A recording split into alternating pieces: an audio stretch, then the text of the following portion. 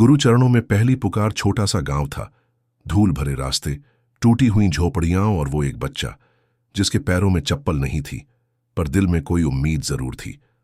उसका नाम था चिराग। दिन भर वो गांव के पास बने कूड़े के ढेरों में प्लास्टिक बीनता, रोटी के एक टुकड़े के लिए तरसता, लेकिन उसके चेहरे पर मासूमियत ऐसी थी कि मानो रब ने खुद उसे अपने हाथों से तराशा हो।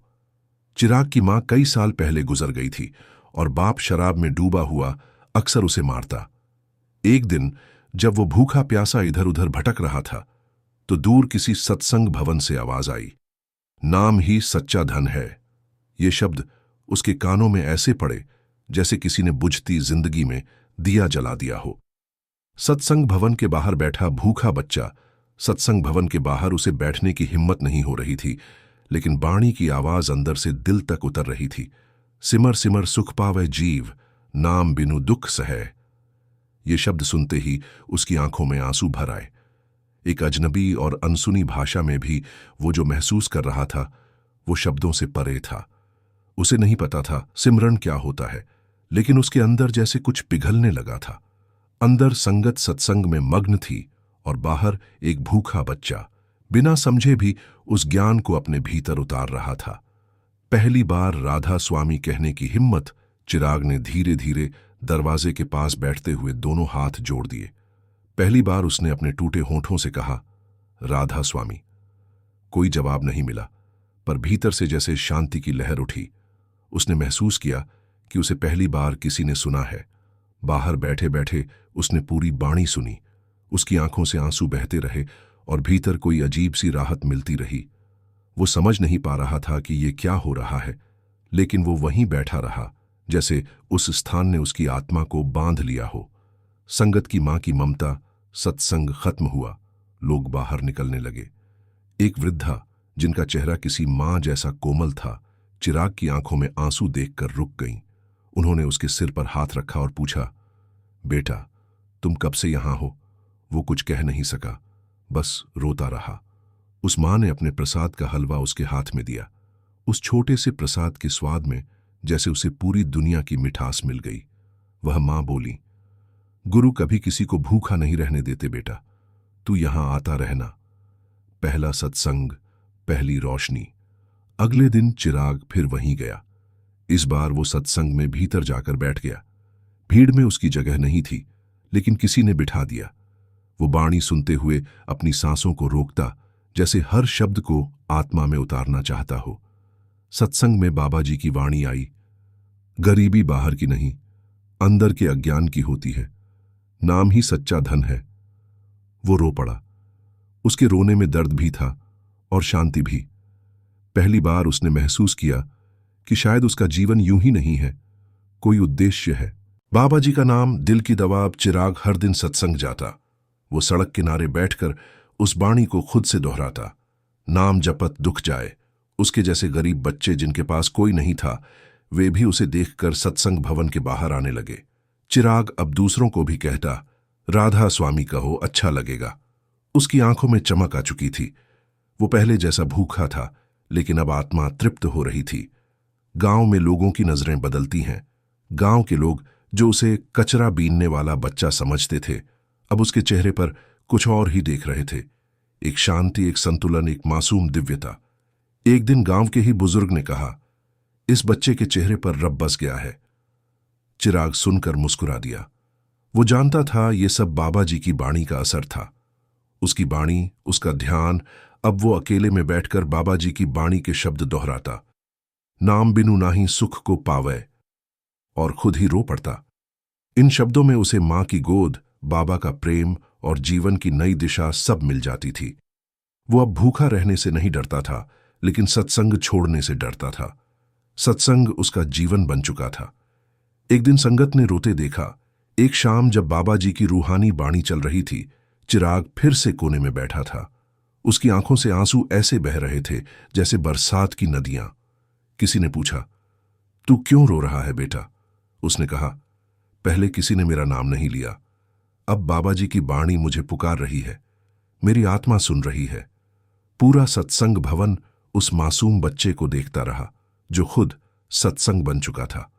अब वो सिर्फ बच्चा नहीं, बाणी का दूत था। वो बच्चा जो कभी झुग्गियों में खेलता था, अब लोगों को बाणी सुनाता था। उसके पास किताब नहीं थी, स्कूल नहीं था, लेकिन उसका हृदय वेद था और आंखें गुरु की शिक्षाओं से भरी थीं। अब लोग उसके पास आते और पूछते, बेटा, बाणी कैसे शुरू करूं? और वो हंसते हुए कहता, बस आंखें बंद करो और बाबा जी को याद करो, सब मिल जाएगा।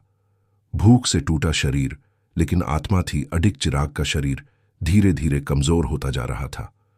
भूख ने उसके शरीर को खोखला कर दिया था, लेकिन जो बात उसे हर दिन फिर खड़ा कर देती थी, वो थी बाबा जी की बाणी। जब गांव के बच्चे नए कपड़े पहनकर स्कूल जाते, चिराग नंगे पांव सत्संग भवन की ओर चल पड़ता। रास्ते में लोग उसे देखकर कहते, ये तो पगला गया है, लेकिन वो सिर्फ मुस्कुराता। उसे अब न लोगों के तानों की परवाह थी, न भूख की, न ही उस बाप की मार की जो रात को घर आते ही उसे पीट देता था। वो जानता था कि एक आवाज ऐसी है जो हर रात उसे पुकारती है, सतगुरु दाता सदा सहाय। उसकी आत्मा अब साधारण नहीं रही थी, वो साधक बन चुका था, भले ही उसका तन बच्चा ही क्यों न था। जब पहली बार उसने सपने में बाबा जी को देखा, उस रात भूख ने उसे इतना तोड़ दिया कि चिराग को लगा जैसे उसकी सांसें थम जाएंगी। लेकिन जैसे ही वो जमीन पर लेटा, एक सपना आया। सफेद वस्त्रों में कोई महापुरुष, आंखों में गहराई, चेहरे पर शांति और पीछे हजारों की संगत। बाबा जी ने सिर्फ इतना कहा, डर मत बेटा, हम हैं ना। और चिराग की आंख खुल गई। उस सपने ने उसकी पूरी चेतना हिला दी। वो दौड़ता हुआ सत्संग भवन गया, नंगे पांव, और वहां बैठते ही फूट फूट कर रोने लगा। संगत के लोग उसे घेर कर देखने लगे। किसी ने पूछा, क्या हुआ बेटा? उसने कांपती आवाज में जवाब दिया, बाबा जी मेरे सपने में आए थे। और वो फिर रोने लगा। संगत में कई आंखें भर आईं। किसी ने धीरे से कहा, बच्चा साधारण नहीं है, ये कोई विशेष आत्मा है। सेवा की शक्ति और नन्हे हाथों का चमत्कार उसके जीवन का अगला मोड़ सेवा से आया। सत्संग भवन में सफाई, चप्पलें ठीक से रखना, पानी का लंगर बांटना, उसने सब खुद करना शुरू कर दिया। कोई उसे नहीं कहता था, फिर भी वो खुद काम ढूंढता। किसी की चप्पल उलटी हो वो सीधी करता, कोई वृद्ध संगत आ रही हो वो दौड़कर पानी लाता। धीरे धीरे संगत ने उसे पहचानना शुरू किया। एक दिन बाबा जी की बाणी चल रही थी, सेवा करे सो सुख पावे, और उसी वक्त चिराग एक बूढ़ी दादी को पानी पिलाकर मुस्कुरा रहा था। लोगों ने देखा, उस मुस्कान में अलौकिक शांति थी, जैसे सेवा के साथ ही उसे आत्मिक आनंद मिलने लगा था। वह अब सिर्फ सत्संग सुनने नहीं आता था, सेवा करने आता था। ये सेवा उसकी भूख को भी भुला देती, उसके दुखों को भी। बाप की क्रूरता और गुरु की करुणा, लेकिन हर रोशनी के साथ एक अंधेरा भी चलता है। उस रात जब वह घर लौटा, उसके पिता ने उसे बुरी तरह पीटा। वजह बस इतनी थी कि उसने भीख मांगने से मना कर दिया था। तू सत्संग सत्संग करता है, वहां से क्या मिलेगा? उसके पिता ने चिल्लाते हुए कहा और शराब की बोतल उसके सिर पर दे मारी। सिर से खून बहने लगा, लेकिन चिराग की आंखों में आंसू नहीं थे। उसकी जुबान पर सिर्फ एक शब्द था, राधा स्वामी। अगली सुबह संगत ने उसे घायल अवस्था में देखा, सिर पर पट्टी बांधी, और किसी ने धीरे से कहा, बेटा अब तू हमारे परिवार का हिस्सा है, तेरा दर्द अब अकेला नहीं है। उस दिन बाबा जी की बाणी थी, जो सिमरत है उसका दुख हर लियो, और संगत के आंसुओं में वही शब्द गूंज रहे थे। जब संगत ने उसे जीवन दान दिया, उसकी हालत बिगड़ने लगी। भूख मार और चोटों ने शरीर तोड़ दिया था। उसे नजदीक के अस्पताल ले जाया गया। कोई इलाज कराने वाला नहीं था, लेकिन संगत ने मिलकर चंदा इकट्ठा किया। सेवा दल के भाई बहनों ने अपनी जेब से पैसे दिए। जब डॉक्टर ने पूछा, ये बच्चा किसका है? संगत में एक वृद्ध बोले, ये हमारा बेटा है, ये राधा स्वामी का बच्चा है। डॉक्टर हैरान रह गया, और जब चिराग ने होश में आकर धीरे से कहा, बाबा जी आ गए थे, उन्होंने मेरा सिर सहलाया, तो डॉक्टर भी नतमस्तक हो गया। वो अब सिर्फ गरीब बच्चा नहीं था, वो अब संगत की आत्मा बन चुका था। पहला भजन जो उसने खुद लिखा, अस्पताल से निकलकर उसने सबसे पहली बार खुद एक भजन लिखा। टूटी फूटी भाषा, लेकिन भाव ऐसे कि आत्मा कांप उठे।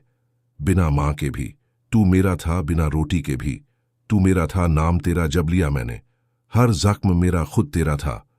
ये पंक्तियां उसने सत्संग भवन की दीवार पर मिट्टी से लिखीं। किसी ने पढ़ा, किसी ने रोया, किसी ने बाबा जी का नाम लिया। उसके शब्द अब सिर्फ शब्द नहीं थे, वो संदेश बन चुके थे। जब बच्चे बच्चे ने उसे गुरु माना, उसके भजनों की गूंज बच्चों तक पहुंची। गांव के बच्चे जो पहले उसे चिढ़ाते थे, अब उसे चिराग भाई कहकर बुलाते। वो उन्हें बिठाकर समझाता, बाबा जी कहते हैं नाम ही असली खजाना है, बाकी सब तो माया है। वो बच्चे जो मंदिर में पत्थर फेंकते थे, अब हाथ जोड़कर बैठने लगे। धीरे धीरे उसका छोटा सा झोपड़ीनुमा घर बच्चों का सत्संग स्थल बन गया। वहां न चटाई थी, न माइक, बस बाबा जी का नाम था और चिराग की रूह से निकले शब्द। गांव में पहला बाल सत्संग। उस दिन संगत ने पहली बार बच्चों के लिए विशेष सत्संग रखा। बाल सेवा दिवस। चिराग को मंच पर बुलाया गया। वो कांपते पैरों से गया, लेकिन जब उसने माइक पकड़ा, उसकी आवाज गूंजी, बच्चों को डांटो मत, उन्हें नाम सिखाओ, उनके मन को मारो मत, उन्हें सच्चाई बताओ। पूरी संगत ने खड़े होकर जयकारा लगाया। एक बच्चा जिसकी कोई पहचान नहीं थी, आज पूरे गांव का मार्गदर्शक बन गया था। जब बाबा जी ने भेजा संदेश, संगत में से किसी ने बाबा जी को चिराग की कहानी भेजी थी। जवाब आया, बच्चा सच्चा है, उसका जीवन हमारे लिए प्रेरणा है। सेवा और नाम में वो आगे बढ़ेगा। चिराग को जब यह संदेश सुनाया गया, वो फूट फूट कर रो पड़ा। उसने आसमान की ओर देखा और कहा, अब मुझे किसी मां की जरूरत नहीं, बाबा जी हैं ना। उसकी आंखों से निकलते आंसू अब दुख के नहीं थे, कृतज्ञता के थे। अब वो सिर्फ चिराग नहीं, संगत का दीपक था। अब उसका नाम चिराग नहीं, दीपक हो गया था, संगत का दीपक। वो जहां जाता, बच्चे उसके पीछे आते। वह हर रोज गांव के कोनों में जाकर बाणी सुनाता, भजन गाता, सेवा करता। भूखा भी होता, लेकिन खुश रहता। उसका जीवन अब एक मिशन बन चुका था, हर गरीब बच्चे तक बाबा जी की बाणी पहुंचाना। और यही उसकी तपस्या थी। जब पहली बार उसने भूख को सेवा में बदल दिया, वो एक ठंडी सुबह थी। कोहरा इतना घना था कि किसी का चेहरा 3 फीट दूर से भी नजर न आए। चिराग झोपड़ी के बाहर पतली चादर लपेटे बैठा था। 3 दिन से उसने कुछ भी नहीं खाया था। पास की सड़क पर लंगर बांटने वाली कोई गाड़ी नहीं आई थी और घर में सिर्फ बासी सूखी रोटी थी, जिसे भी कुत्ते ने आधा खा लिया था। शरीर थरथरा रहा था, लेकिन आत्मा स्थिर थी। उसी समय सत्संग भवन से आवाज आई, सेवा करई सो सेवक होई। सेवा ही नाम की पहली सीढ़ी है। ये सुनते ही चिराग का चेहरा चमक उठा। भूख की याद उसे तब तक थी जब तक बाणी उसके कानों में नहीं पड़ी थी। अब उसके भीतर एक और भूख जाग चुकी थी, किसी और के लिए कुछ करने की। उसने उस बची हुई आधी रोटी को अखबार में लपेटा और एक झोपड़ी की ओर चल पड़ा, जहां एक बुजुर्ग और उनकी पत्नी पिछले कई दिनों से बीमार थे। रोटी उनके सामने रखते हुए बोला, बाबा जी ने कहा है सेवा ही सच्ची पूजा है। और बिना उनके उत्तर की प्रतीक्षा किए वह वापस चल पड़ा। उसके पेट में कुछ नहीं गया, लेकिन आत्मा जैसे तृप्त हो गई थी। जब उसने भूखे बच्चे को अपनी चप्पल दे दी, गांव के बाहर एक पुलिया थी, जहां हर रविवार को कुछ गरीब परिवार ठहरते थे। उनमें से एक छोटा बच्चा था, गोपाल, जो जन्म से ही एक टांग से कमजोर था और प्लास्टिक की चप्पल का एक हिस्सा भी नहीं पहन सकता था। चिराग ने कई बार उसे नंगे पांव चलते देखा था। खुद चिराग के पास भी फटी हुई 2 अलग अलग जोड़ी की चप्पलें थीं, एक लाल एक नीली, लेकिन वो भी किसी दान में मिली थी। फिर एक दिन जब सत्संग भवन में बाबा जी की बाणी आई, दान वही सच्चा है जो दिल से निकले। चिराग उठा और अपनी फटी हुई चप्पलों की जोड़ी को गोपाल के पांव में खुद पहनाया। गोपाल ने कहा, भाई तेरे पास खुद कुछ नहीं। चिराग मुस्कुराया, लेकिन मेरे पास नाम है। और वो नंगे पांव सत्संग भवन की ओर चला गया। उस दिन जमीन की ठंडक से उसके पैर छिल गए, खून भी निकला, लेकिन उस चेहरे की शांति, जैसे खुद बाबा जी उसके पांव सहला रहे हों। जब गांव वालों ने विरोध किया, अब गांव के कुछ बड़े लोग चिराग से परेशान होने लगे थे। ये बच्चा बच्चों को भटका रहा है, सत्संग सत्संग करता है, कोई पढ़ाई लिखाई नहीं कराता, उन्होंने पंचायत में कहा। कुछ लोगों ने तो यहां तक कह दिया कि ये बच्चा ढोंगी है, बाबा जी का नाम लेकर लोगों से खाना लेता है। चिराग को जब ये सब पता चला तो वो शांत रहा। उसने संगत के सामने कोई सफाई नहीं दी, बस चुपचाप बाणी की वही पंक्ति दोहराता रहा, सच परेशान हो सकता है, पराजित नहीं।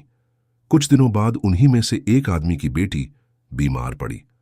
डॉक्टरों ने जवाब दे दिया। किसी ने कहा, इस बच्चे को बुलाओ, वो बाणी पढ़ता है, शायद कुछ असर हो जाए। चिराग गया, बच्ची के सिर पर हाथ रखा और आंखें बंद करके बाबा जी का नाम लिया। चमत्कार हुआ या संयोग, लेकिन बच्ची को होश आ गया और उस दिन से पूरा गांव चिराग की श्रद्धा का सम्मान करने लगा। जब उसने बच्चों को पहला सिमरन सिखाया, अब चिराग ने हर शाम पुल के पास बच्चों को इकट्ठा करना शुरू किया। न कोई माइक, न घड़ी, न किताब, बस जमीन पर गोबर की लीपी हुई चकती और उस पर बैठे 10-12 गरीब बच्चे। वो कहता, आंखें बंद करो और दिल से बोलो, राधा स्वामी, राधा स्वामी। बच्चों के होंठ हिलते थे। पहले हंसी आती थी, पर धीरे धीरे जब चिराग की आंखों से आंसू बहते तो बच्चों की भी हंसी रुक जाती। उस पुलिया ने अब बच्चों का पहला आध्यात्मिक स्कूल बन जाना शुरू कर दिया था। कई बार राह चलते लोग रुकते और पूछते, ये क्या हो रहा है? तो कोई बच्चा जवाब देता, हम बाबा जी से बात कर रहे हैं। जब एक मां ने उसे गोद लिया, एक बार लुधियाना से आई संगत की बस गांव आई। उसमें एक दंपति थे जिनकी कोई संतान नहीं थी। सत्संग भवन में उन्होंने चिराग को देखा, फटे कपड़े पर सेवा करते समय चेहरे पर दिव्यता। महिला की आंखें भर आईं। सेवा खत्म होने के बाद उन्होंने चिराग से पूछा, तू कहाँ रहता है बेटा? चिराग बोला, जहां बाणी है वही मेरा घर है। वो महिला कांप उठी, बोली, क्या तू हमारे साथ शहर चलेगा? हमारे पास सब कुछ है, सिर्फ बेटा नहीं है। चिराग ने सिर झुकाया, कुछ देर सोचकर कहा, अगर बाबा जी कहें तो मैं जरूर चलूंगा, लेकिन एक शर्त पर, मुझे हर हफ्ते संगत में आना होगा और रोज सिमरन करना होगा। वो लोग रोने लगे, बस तू हमारा बेटा बन जा। और उसी दिन चिराग पहली बार एसी वाली कार में बैठा, लेकिन आंखों में बाबा जी का नाम और गांव की संगत की याद लिए। शहर में पहला सत्संग और बाबा जी की कृपा। अब चिराग शहर के एक सुंदर से अपार्टमेंट में रहने लगा। उसके पास अच्छे कपड़े थे, भरपेट खाना, एक बिस्तर और एक मां की गोद। लेकिन उसकी आत्मा अब भी गांव के उसी सत्संग भवन में बैठी रहती थी। एक दिन उस शहर के सत्संग में उसे माइक पर भजन गाने को कहा गया। हजारों की संगत के सामने खड़ा चिराग कांप रहा था, पर जैसे ही उसने आंखें बंद की, शब्द अपने आप निकलने लगे। तेरा नाम ही है मेरा सहारा, भूखे ने तुझको पुकारा। पूरी संगत रोने लगी। किसी ने बाबा जी को उस वीडियो की रिकॉर्डिंग भेज दी और अगले हफ्ते डेरा से संदेश आया, इस बच्चे को डेरा बुलाया जाए। जब उसे डेरा बुलाया गया, चिराग को जब बताया गया कि उसे डेरा बुलाया गया है, वो फूट फूट कर रो पड़ा। मैं बाबा जी से मिलूंगा? उसने मां से पूछा। वो सफर उसके जीवन की सबसे बड़ी यात्रा थी। जब वो डेरा पहुंचा तो लाखों की संगत, सुंदर वातावरण और वहां का अनुशासन उसे मंत्रमुग्ध कर गया। संगत के बीच में बैठते ही उसे ऐसा लगा जैसे वो किसी पिछले जन्म में यहां रह चुका है। एक संत ने उसे कहा, बाबा जी ने तुम्हें देखा है बेटा, वो जानते हैं तुम्हारा दर्द। और वो रात जब डेरा में बाणी हुई, चिराग बस रोता रहा। वो हर शब्द को अपने खून में महसूस कर रहा था। जब बाबा जी ने उसे देखा, अगली सुबह जब बाबा जी संगत में आए, चिराग संगत की पंक्ति में बैठा था। बाबा जी सबको देख रहे थे और अचानक उनकी नजर चिराग पर पड़ी। उन्होंने बस एक क्षण उसे देखा, लेकिन उस एक नजर ने चिराग के पूरे जीवन को बदल दिया। उसे ऐसा लगा जैसे समय थम गया हो, जैसे कोई उसके दिल की हर बात पढ़ रहा हो। और उस दिन के बाद से चिराग के जीवन में और कोई इच्छा शेष नहीं रही। बस एक ही बात उसके मन में थी, अब बाबा जी ने देख लिया है, अब मुझे कुछ और नहीं चाहिए। शहर लौटकर उसकी सेवा यात्रा। अब जब चिराग शहर लौटा तो पहले से और अधिक जागरूक हो चुका था। उसने अपने नए स्कूल में गरीब बच्चों के लिए लंगर सेवा शुरू करवाई। हर रविवार को खुद खाना बनवाता, बांटता और सिमरन करवाता। स्कूल के कई अमीर बच्चे अब उसके पास आकर कहते, हमें भी बाबा जी की बाणी सिखाओ। और वो मुस्कुराकर कहता, पहले दिल को साफ करो, फिर नाम आएगा। अब वह स्कूल का सबसे प्रिय बच्चा था, लेकिन उसे गर्व नहीं था, क्योंकि वह जानता था कि सब बाबा जी की कृपा है। जब उसने गुरु के नाम में खुद को मिटा दिया, अब वह पहले जैसा चिराग नहीं था। अब वो खुद को कोई समझता ही नहीं था, बस एक सेवक, एक माध्यम, एक बाणी का वाहक। वह हर दिन एक ही शब्द बोलता, धन गुरु, धनबाणी, और हर रात खुद से कहता, जो कुछ भी हुआ सिर्फ उनकी मेहर थी। अब वह न सिर्फ लोगों की सेवा करता बल्कि हर इंसान को बाणी की ओर मोड़ता। उसके चेहरे पर एक अलग रोशनी थी जिसे कोई देखता तो कहता, इसमें बाबा जी की झलक है। और सच में चिराग अब सिर्फ एक गरीब बच्चा नहीं था, वह अब बाबा जी की बाणी का सजीव प्रतीक बन चुका था।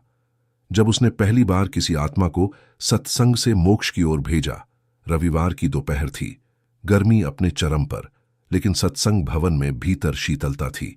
बाणी की ठंडी छाया हर मन को छू रही थी। चिराग अब केवल एक साधारण सेवक नहीं था, अब वह सेवा, सिमरन और संगत के बीच संत भाव से खड़ा रहने वाला एक दीपक बन चुका था। उस दिन एक वृद्ध महिला आई जिनकी आंखों में चिंता, थकावट और मौत का डर झलक रहा था। उन्होंने कहा, बेटा, मैंने जीवन भर पूजा की, मंदिरों में दीप जलाए, लेकिन अब जब जीवन का अंतिम पड़ाव आया है तो मन अशांत है। ऐसा क्यों? चिराग ने उनकी हथेली पकड़ी और बहुत शांत स्वर में कहा, क्योंकि आपने विधियां तो निभाई पर बाणी में डूबे नहीं, बाबा जी की आवाज को सुना नहीं, सिर्फ शोर में खोते रहे। उन्होंने पूछा, अब तो देर हो गई बेटा। चिराग मुस्कुराया, जब तक सांसें हैं बाबा जी की बाणी रास्ता है, आंखें बंद कीजिए और नाम को दिल से लीजिए। वो वृद्धा उसके पास हर रोज आने लगी। उनका शरीर जवाब दे रहा था, लेकिन आत्मा धीरे धीरे हल्की होती जा रही थी। एक दिन उन्होंने कहा, बेटा, आज बाबा जी को अपने स्वप्न में देखा। वो कह रहे थे, अब तू थक गई है, आजा। और उसी शाम सत्संग भवन में बाणी हो रही थी, हरि नाम सम जीव को दाता, और वो वृद्ध महिला वहीं बैठे बैठे चली गई, मुस्कुराते हुए। संगत में सन्नाटा था, पर उसकी आत्मा आजाद हो चुकी थी। चिराग के जीवन का यह पहला मोक्ष संगत था, और वो समझ चुका था कि गुरु की बाणी सिर्फ शब्द नहीं, जीवन के अंतिम मोड़ की शांति है। जब वो गांव के सबसे बड़े ठाकुर के सामने खड़ा हुआ, चिराग की ख्याति अब गांव के बाहर तक फैलने लगी थी। स्कूल, शहर, संगतें, सब उसकी सेवा, भजन और त्याग को जानने लगे थे। लेकिन हर रोशनी के साथ एक अंधेरा भी चलता है। गांव के एक बड़े ठाकुर, जो अक्सर गरीबों पर अत्याचार करता था, उसे चुनौती मानने लगा। एक दिन उसने चिराग को अपने फार्म हाउस बुलवाया और बोला, सुनो बच्चा, तुमने गांव के बच्चों को बिगाड़ दिया है। सब मंदिरों की पूजा छोड़कर तेरे सत्संग में जाते हैं, ये सब बंद कर दे। चिराग चुपचाप खड़ा रहा। उसकी आंखें झुकी हुई थीं, लेकिन भीतर से शांत थी, जैसे किसी तपस्वी की समाधि। ठाकुर चिल्लाया, कुछ बोलता क्यों नहीं? डर गया क्या? चिराग ने धीरे से सिर उठाया और कहा, मैं डरता नहीं ठाकुर साहब, मैं सिर्फ बाबा जी के आगे झुकता हूं। आप चाहें तो मेरी सेवा रोक सकते हैं, लेकिन बाणी नहीं रुकेगी, क्योंकि वो मेरी नहीं है, वो तो उनकी है। ठाकुर ने गुस्से में कहा, अगर तुमने दोबारा भजन किया तो तुम्हारा घर जला दूंगा। चिराग ने उत्तर नहीं दिया, बस आंखें बंद कर लीं और बाणी की पंक्तियां दोहराने लगा, जो सिमरत है उसका दुख हर लियो। अगले दिन ठाकुर की बेटी को सांस की गंभीर तकलीफ हो गई। डॉक्टर ने जवाब दे दिया। उसकी पत्नी ने चिराग से विनती की, बेटा, तू बस बाणी सुना दे। और चिराग गया, बच्ची के सिर पर हाथ रखा और कहा, नाम की ताकत सब बंधनों को तोड़ती है। बच्ची की सांसें धीरे धीरे ठीक होने लगीं। ठाकुर ने खुद आकर चिराग के पैर छुए और कहा, मुझे माफ कर दे बेटा, तू तो सच्चा भक्त है। उस दिन से चिराग का सत्संग पूरे गांव का हो गया। जब शहर में उसका नाम छोटे संत के नाम से फैल गया, अब चिराग का भजन, सिमरन और सेवा सोशल मीडिया पर भी फैलने लगा था। कुछ सेवक भाइयों ने उसके भजनों की रिकॉर्डिंग यूट्यूब पर डाली। एक भूखा बच्चा जो भगवान को गा रहा है, इस टाइटल के साथ वीडियो वायरल हो गया। लाखों व्यूज, हजारों कमेंट्स और हर किसी की आंखें नम। ऐसा भाव हमने वर्षों में नहीं देखा। इसकी आवाज में बाबा जी बोलते हैं, ऐसा लोग लिख रहे थे। धीरे धीरे शहरों से न्योते आने लगे। गुरुग्राम, अमृतसर, जयपुर, हर जगह से आमंत्रण था।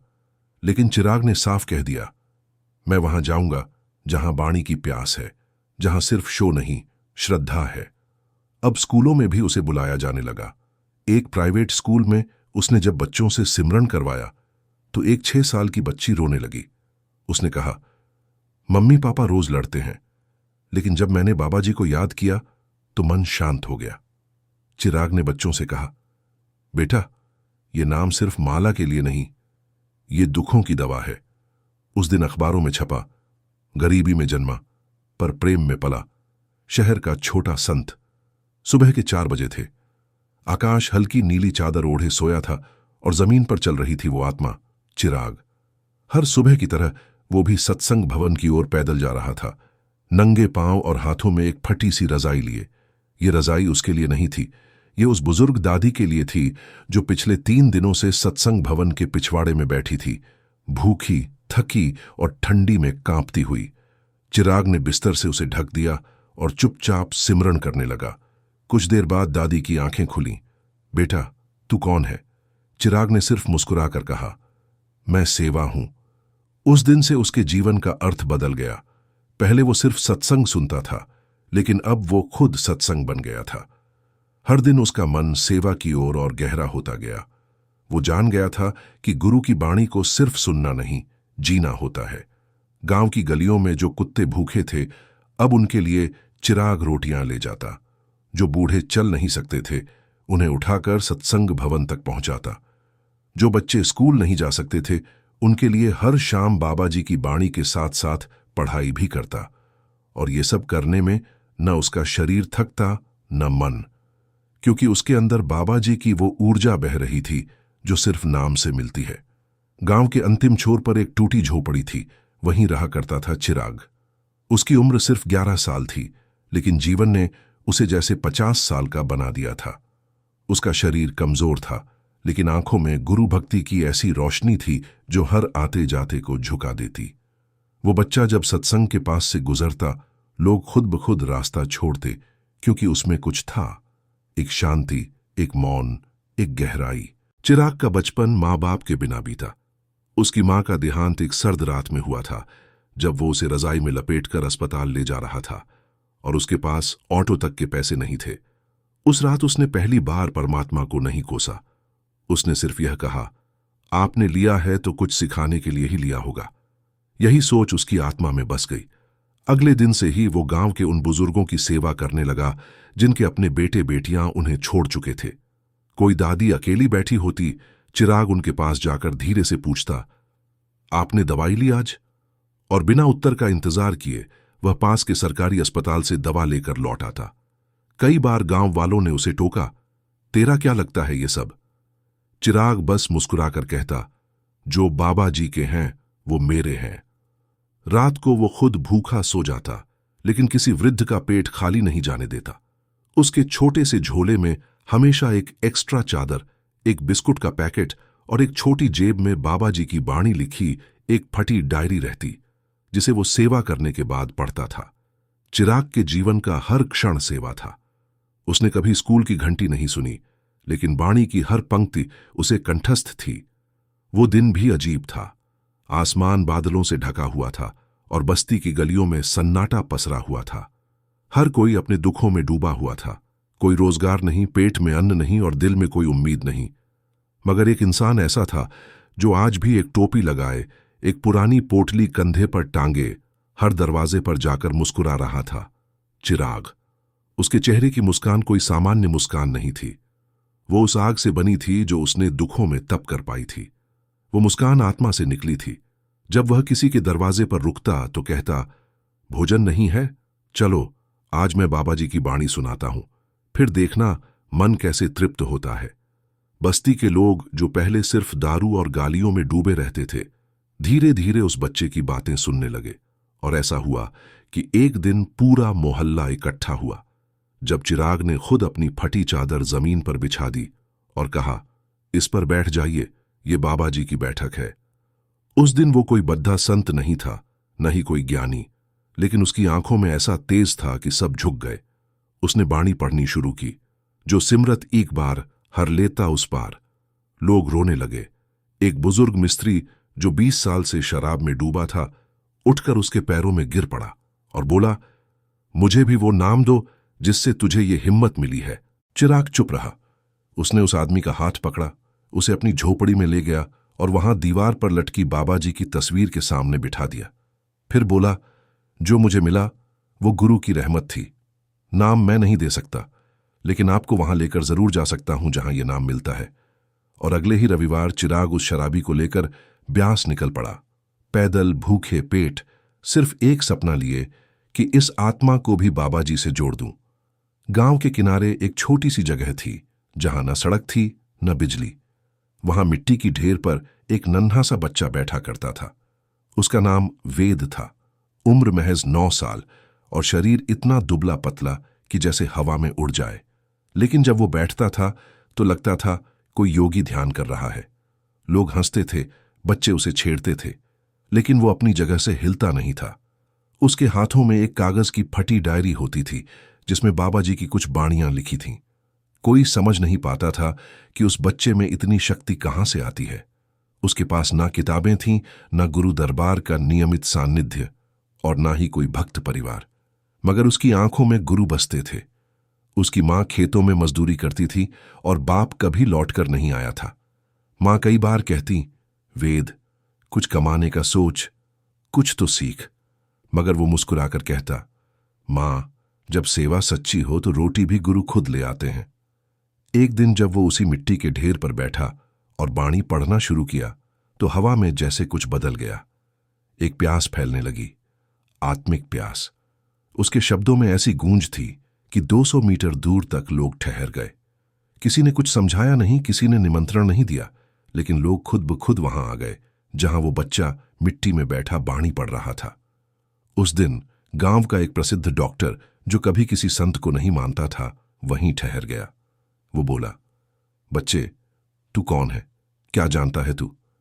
वेद ने मुस्कुराकर उत्तर दिया, मैं कौन हूं ये तो मुझे भी नहीं पता, लेकिन जब मैं बाणी पढ़ता हूं तो लगता है बाबा जी बोल रहे हैं। डॉक्टर के आंसू बह निकले। उसने वहीं बैठकर पहली बार जीवन में सिर झुकाया, किसी संत के आगे नहीं, एक गुरुभक्त बच्चे के आगे। उसका नाम था नीर और वह किसी किताब में नहीं था, किसी फोटो में नहीं था, किसी सत्संग की रिकॉर्डिंग में भी नहीं था, लेकिन उसकी आत्मा में जो चल रहा था वो अगर किसी ने देख लिया होता तो उसे खुद बाबा जी की झलक मिलती। नीर एक झुग्गी में रहने वाला 12 साल का बच्चा था। नंगे पांव चलता था, फटे हुए कपड़े पहनता था और पेट अक्सर भूखा ही रहता था, मगर दिल वो तृप्त था, पूर्ण था, जैसे सद्गुरु ने उसमें अपनी जगह बना ली हो। जब बाकी बच्चे स्कूल में मार खाने से डरते थे, नीर हर रोज खुद पर और कठिन साधना थोपता था। सुबह 4 बजे उठकर ध्यान लगाना, फिर सारा दिन बस्ती में सेवा करना और रात में एकांत में बैठकर सिर्फ 2 शब्द कहना, धन धन सतगुरु तेरा ही आसरा। लोग उसे पागल कहते, मगर उसके चेहरे की रोशनी किसी दिव्य अनुभव का प्रमाण थी। वो जब भी झुग्गी के बच्चों को बिठाकर बाबा जी की बाणी पढ़ता तो हर कोई शांत हो जाता, मानो किसी ने उनके दुख छीन लिए हों। एक दिन बस्ती में महामारी फैल गई, बुखार, खांसी, मौतें। लोग शहर छोड़कर भागने लगे, मगर नीर रुका रहा। जब सबसे अधिक डर था, नीर ने उन बच्चों को पास बिठाया और कहा, बाबा जी की बाणी से बड़ा कोई उपचार नहीं। आज हम सब मिलकर उन्हें याद करेंगे और जो होगा उनकी मर्जी होगी। और तब वो बच्चा, जो भूख से बेहाल था, अपनी फटी कमीज का तकिया बनाकर हर बीमार के पास रात भर बैठा। किसी को पानी पिलाया, किसी को पसीना पोंछा, किसी के लिए बाणी गाई। एक औरत जो अपने बेटे को खो चुकी थी चिल्ला रही थी, ये तेरा बाबा जी कहाँ हैं अब? क्यों नहीं बचा पाए मेरे लाल को? नीर चुपचाप उसके पास गया, हाथ जोड़े और बोला, बाबा जी किसी को नहीं मारते मां, वो तो आत्मा को उसकी मंजिल तक पहुंचा देते हैं। अगर तेरा बेटा गया है तो तू उसे रो मत, उसके लिए नाम जप, और एक दिन तू भी उसी मंजिल पर पहुंच जाएगी जहां वो गया है। वो औरत फूट फूट कर रो पड़ी, मगर पहली बार उस रोने में भरोसे की बूंदें थीं। उसका नाम था नीर और वह किसी किताब में नहीं था, किसी फोटो में नहीं था, किसी सत्संग की रिकॉर्डिंग में भी नहीं था, लेकिन उसकी आत्मा में जो चल रहा था वो अगर किसी ने देख लिया होता तो उसे खुद बाबा जी की झलक मिलती। नीर एक झुग्गी में रहने वाला 12 साल का बच्चा था। नंगे पांव चलता था, फटे हुए कपड़े पहनता था और पेट अक्सर भूखा ही रहता था, मगर दिल वो तृप्त था, पूर्ण था, जैसे सद्गुरु ने उसमें अपनी जगह बना ली हो। जब बाकी बच्चे स्कूल में मार खाने से डरते थे, नीर हर रोज खुद पर और कठिन साधना थोपता था। सुबह 4 बजे उठकर ध्यान लगाना, फिर सारा दिन बस्ती में सेवा करना और रात में एकांत में बैठकर सिर्फ 2 शब्द कहना, राधा स्वामी तेरा ही आसरा। लोग उसे पागल कहते, मगर उसके चेहरे की रोशनी किसी दिव्य अनुभव का प्रमाण थी। वो जब भी झुग्गी के बच्चों को बिठाकर बाबा जी की बाणी पढ़ता तो हर कोई शांत हो जाता, मानो किसी ने उनके दुख छीन लिए हों। एक दिन बस्ती में महामारी फैल गई। बुखार, खांसी, मौतें। लोग शहर छोड़कर भागने लगे, मगर नीर रुका रहा। जब सबसे अधिक डर था, नीर ने उन बच्चों को पास बिठाया और कहा, बाबा जी की बाणी से बड़ा कोई उपचार नहीं। आज हम सब मिलकर उन्हें याद करेंगे और जो होगा उनकी मर्जी होगी। और तब वो बच्चा जो भूख से बेहाल था, अपनी फटी कमीज का तकिया बनाकर हर बीमार के पास रात भर बैठा। किसी को पानी पिलाया, किसी को पसीना पोंछा, किसी के लिए बाणी गाई। एक औरत जो अपने बेटे को खो चुकी थी चिल्ला रही थी, ये तेरा बाबा जी कहाँ हैं अब? क्यों नहीं बचा पाए मेरे लाल को? नीर चुपचाप उसके पास गया, हाथ जोड़े और बोला, बाबा जी किसी को नहीं मारते मां, वो तो आत्मा को उसकी मंजिल तक पहुंचा देते हैं। अगर तेरा बेटा गया है तो तू उसे रो मत, उसके लिए नाम जप, राधा स्वामी तेरा ही आसरा बोल, और एक दिन तू भी उसी मंजिल पर पहुंच जाएगी जहां वो गया है। वो औरत फूट फूट कर रो पड़ी, मगर पहली बार उस रोने में भरोसे की बूंदें थीं। झुग्गियों की उस छोटी गली में जहां सूरज की रोशनी भी ठीक से नहीं पहुंचती थी, वहां एक बच्चा था। नाम था आरव। उम्र तो सिर्फ 10 साल थी, लेकिन उसके सवाल किसी उम्र से नहीं टिकते थे। वो रोज अकेले में आसमान की तरफ देखता और पूछता, राधा स्वामी बाबा जी, क्या आप सच में हैं? क्या आप मुझे सुन सकते हैं? आरव का बचपन तंगी, भूख और अपमान के साथ बीता था। बस्ती में कोई उसे सीरियस नहीं लेता था, क्योंकि उसके पास न जूते थे, न किताबें, न परिवार का सहारा। लेकिन उसके पास कुछ था, एक पुराना रेडियो, जिससे वो बाबा जी की बाणी सुनता था। हर शाम जब लोग टीवी पर सीरियल देखते, आरव झोपड़ी के कोने में अपने रेडियो को जोर से चलाता। उसमें से आती थी एक धीमी मधुर आवाज, राधा स्वामी नाम ही आत्मा की असली खुराक है। और तभी आरव की आंखों से आंसू गिरने लगते। एक दिन बारिश बहुत तेज हुई। उसकी झोपड़ी की छत उड़ गई, सारा सामान भीग गया, रेडियो भी। उसने भीगे रेडियो को गोद में लिया और कहने लगा, बाबा जी, अगर ये भी चला गया तो आपकी आवाज मैं कैसे सुनूंगा? अगली सुबह चमत्कार हुआ। रेडियो सूखा था और चालू भी। बाणी बज रही थी, राधा स्वामी तेरा ही आसरा। आरव फूट फूट कर रो पड़ा। उस दिन से वो हर सुबह झुग्गी के छोटे बच्चों को बिठाता और उन्हें बाबा जी की बाणी सुनाता। देखो, ये शब्द नहीं है, ये जीवन है, वो कहा करता। लोग कहने लगे, ये बच्चा बाबा जी से बात करता है। एक शाम जब आरव नदी के किनारे बैठा बाणी जप रहा था, उसे लगा कोई पास बैठ गया है। उसने देखा, एक साधारण सफेद पोशाक में कोई व्यक्ति मुस्कुरा रहा है। चेहरे पर न तेज रोशनी थी, न डर, बस अपनापन था। वो व्यक्ति बोला, बेटा, तू जो कर रहा है वो शब्दों से ऊपर है। तू नाम में है, सेवा में है, सच्ची संगत में है। मैं तुझ में हूं। आरव पूछ बैठा, आप बाबा जी हैं? जवाब आया, राधा स्वामी। और वो छवि ओझल हो गई। बस्ती की उस टूटी हुई गली में, जहां पहले लोग नशे, गाली और लड़ाई में डूबे रहते थे, वहां अब हर दीवार पर सिर्फ एक ही आवाज गूंजती थी, राधा स्वामी तेरा ही आसरा। इस चमत्कार के पीछे था एक 10 साल का बच्चा, आरव, जो अब सिर्फ नाम का नहीं, आत्मा का संदेशवाहक बन चुका था। वो जो पहले अकेले एक टूटी झोपड़ी में बैठकर बाबा जी की बाणी सुना करता था, अब दिन में 3 बार पूरी बस्ती को संगत में बिठाता था। सुबह सूरज उगने से पहले, दोपहर बच्चों के स्कूल के बाद, रात रोटी बांटने के बाद, हर समय उसकी जुबान पर बस एक ही प्रार्थना होती थी, हे बाबा जी, ये लोग आपके हैं, आप ही इनका सहारा हैं। बस्ती के लोगों ने बदलाव को महसूस किया। जिस औरत ने पहले आरव को पागल कहा था, वो अब रोज उसके पास बैठती और कहती, बेटा, मुझे वो शब्द फिर से सुना दे जिनसे मेरी आत्मा को चैन मिलता है। जिस आदमी ने कभी उसे पत्थर मारा था, वो अब उसके साथ बैठकर आंसू बहाता और कहता, बेटा, तू बाबा जी से मिला कैसे? आरव जवाब देता नहीं था, वो बस हाथ जोड़कर धीरे से कहता, राधा स्वामी तेरा ही आसरा। एक दिन बाबा जी की तरफ से एक सेवादार आए। उन्होंने बस्ती की आवाजें सुनी, बच्चों को नाम जपते देखा और कहा, यहां तो सत्संग हो रहा है, यहां तो रूहों का मेल हो रहा है। उन्होंने आरव को गले लगाया और बोले, बेटा, तेरा नाम अब सिर्फ किताबों में नहीं, दिलों में लिखा जाएगा। और फिर बाबा जी ने खुद उस बस्ती में एक सत्संग भवन बनवाया। न कोई राजनीति, न चंदा, न शोर, बस सेवा, नाम और संगत। आरव की झोपड़ी अब संगत स्थल बन चुकी थी।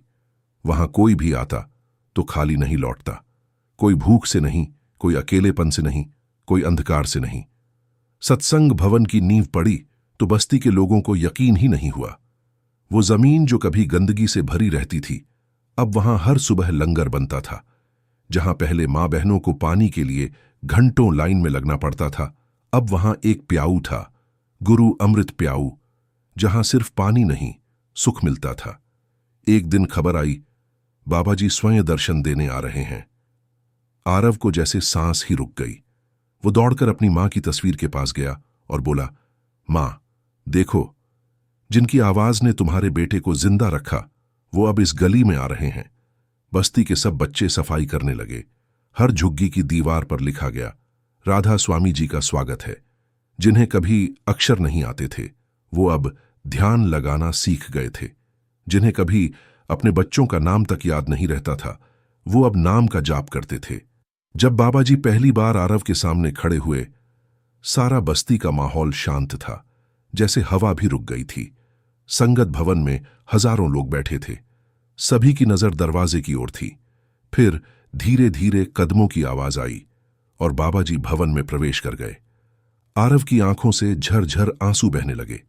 जिसे उसने केवल आवाज में सुना था, जिसे उसने केवल कल्पना में देखा था, आज वही शांति का स्वरूप उसके सामने खड़ा था।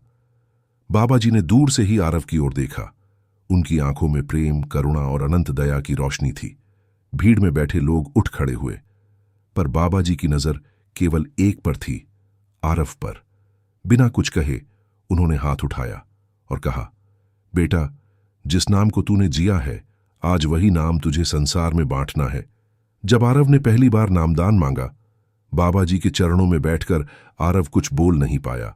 उसकी सांसें थम रही थीं, आंसू रुके नहीं। बाबा जी ने सिर पर हाथ फेरा और पूछा, कुछ मांगना है तुझे? आरव ने कांपते स्वर में कहा, बस नाम दे दो बाबा जी, ताकि ये जीवन केवल सेवा में बीते। बाबा जी मुस्कुराए। उन्हें किसी और प्रमाण की जरूरत नहीं थी।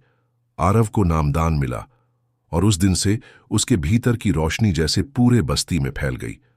वो जो कभी खुद भूखा सोता था, अब रोज दूसरों को भोजन कराता।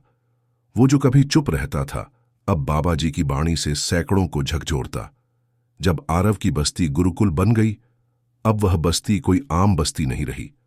हर सुबह वहां बच्चों की पंक्ति लगती, जहां आरव उन्हें नाम जाप कराता और फिर बाणी समझाता। पुराने शराबी अब संगत में बैठते। गाली देने वाली जुबान अब कहती, राधा स्वामी जी, सेवा कहाँ करनी है? बस्ती में एक स्कूल शुरू हुआ, सेवा निकेतन विद्या मंदिर, जहां पढ़ाई के साथ साथ बाणी और भजन की शिक्षा दी जाती। जो कभी गरीबी की मार से टूटी हुई आत्माएं थीं, वो अब सतगुरु की सेवा में शक्तिशाली रूह बन चुकी थीं। जब सरकार ने बस्ती को सलाम किया, आरव की सेवा और प्रभाव को देखकर स्थानीय प्रशासन और मीडिया भी हैरान रह गया। एक पत्रकार ने पूछा, तुमने यह सब कैसे किया? आरव ने सिर झुकाकर बस यही कहा, मैंने कुछ नहीं किया, सब बाबा जी की कृपा है। सरकार ने उस बस्ती को आदर्श सेवा गांव घोषित किया। सैकड़ों बच्चे वहां शिक्षा लेने लगे। विदेशों से लोग सत्संग सुनने आने लगे। पर आरव अब भी वैसा ही था, सादा कपड़ा, झुका हुआ सिर और हर वाक्य में राधा स्वामी तेरा ही आसरा। जब आरव ने सेवा में मां को पाया, एक दिन जब आरव सत्संग दे रहा था, एक बूढ़ी औरत संगत में बैठी थी। उसकी आंखें आरव को बिना पलक झपकाए निहार रही थीं। सत्संग के बाद वो आरव के पास आई और कहा, बेटा, तू मेरी ही कोख का है। आरव हिल गया। ये वही मां थी जिसे उसने खो दिया था, पर अब वर्षों बाद सतगुरु की कृपा से मिली थी। मां और बेटा गले लगे और बाबा जी ने कहा, जिसे तुमने खोया समझा, वो सेवा में वापस मिला। जब बस्ती से देश बना, अब बस्ती केवल स्थान नहीं थी, वो बन चुकी थी एक प्रेरणा। देश भर में आरव मॉडल के नाम से हर गांव में सत्संग केंद्र बनने लगे। आरव को बुलाया गया हर मंच पर, लेकिन उसने हर बार मना कर दिया। मुझे मंच नहीं, सेवा चाहिए। मुझे पुरस्कार नहीं परमार्थ चाहिए। उसने एक ही बात दोहराई। सच्चा पुरस्कार है किसी भूखे को रोटी, किसी टूटी आत्मा को नाम। जब आरव को पहली बार बुखार आया, सेवा करते करते आरव थकने लगा था। शरीर जवाब दे रहा था। बुखार चढ़ता उतरता फिर चढ़ जाता। लोग कहते, आरव आराम करो, पर वो कहता, एक दिन आराम करूंगा, पर जब तक सांस है सेवा करता रहूंगा। बाबा जी को खबर मिली। वे तुरंत सेवा भवन पहुंचे। आरव के सिर पर हाथ फेरा और बोले, बेटा तू मेरा सच्चा सिपाही है। जब बाबा जी ने आरव को अंत समय में बुलाया, एक रात बाबा जी ने संदेश भेजा, आरव डेरा आजा, सतगुरु तुझसे बात करना चाहता है। आरव पहुंचा। बाबा जी ने उसे अकेले में बुलाया, आंखों में देखकर कहा, बेटा अब तेरी रूह को आराम चाहिए, बहुत सेवा की तूने। आरव ने सिर झुकाया। बाबा जी अगर आप कहें तो मैं लौट जाऊं। बाबा जी ने मुस्कुराकर सिर पर हाथ रखा और कहा, जा बेटा, अब तू आत्माओं को ऊपर से भी नाम जपना सिखा। जब बस्ती में रूहों की बारिश हुई, आरव चला गया, पर उसकी बस्ती अब भी सेवा करती रही। हर घर में लंगर चलता रहा, हर सुबह बाणी बजती रही, हर शाम सत्संग होता रहा। लोग कहते, वो बच्चा जिसने सब कुछ बाबा जी से सीखा, वो अब हमें ऊपर से देख रहा है। और बस्ती की हर दीवार पर लिख दिया गया, राधा स्वामी, आरव की आत्मा को समर्पित।